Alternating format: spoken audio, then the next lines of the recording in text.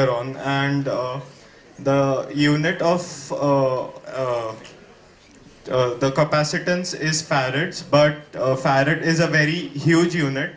So the capacitors which you see nowadays in TVs or other devices, they are rated in microfarads. And to put it simply, even you, me, this table or the stage, everything is a capacitor, as we all can store charges. But the amount of charges we can store differs. So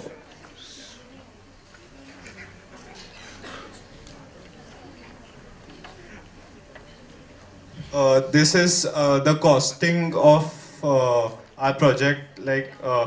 Many, like 10 houses can be, or 10 approximately 10 houses can be provided electricity just by around rupees 1,000. So I'll be explaining the working of this generator. Now, as you can see in this simple circuit, we have two capacitors, a fixed one and a variable one. And you might be surprised to see a battery in a generator. However, it plays a very important role in this generator. So initially, now let us say the capacitance of the variable capacitor is C1 and of the fixed one is C2.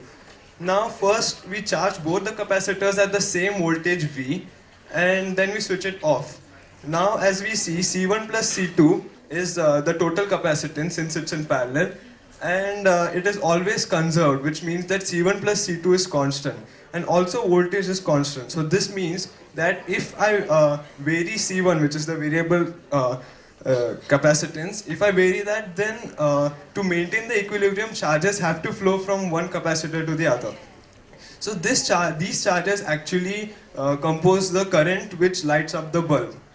So this actually means you are converting mechanical energy to electrical energy without the use of magnets, and theoretically it's supposed to last forever as long as there is a difference in the capacitance of both the capacitors. So in case it becomes equal, we can again vary it to make the difference.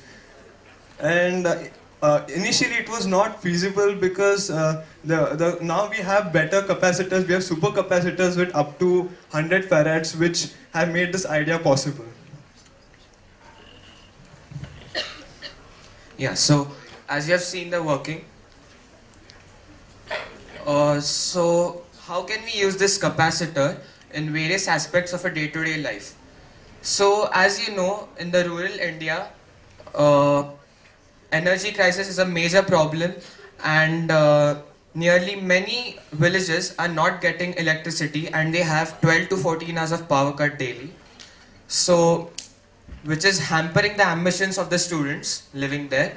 So this generator can help them to achieve their goals.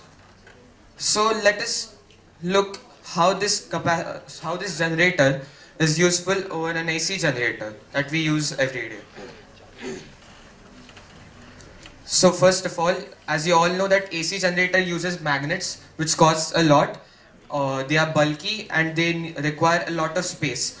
Also, the prices can exceed over like 10,000 or so.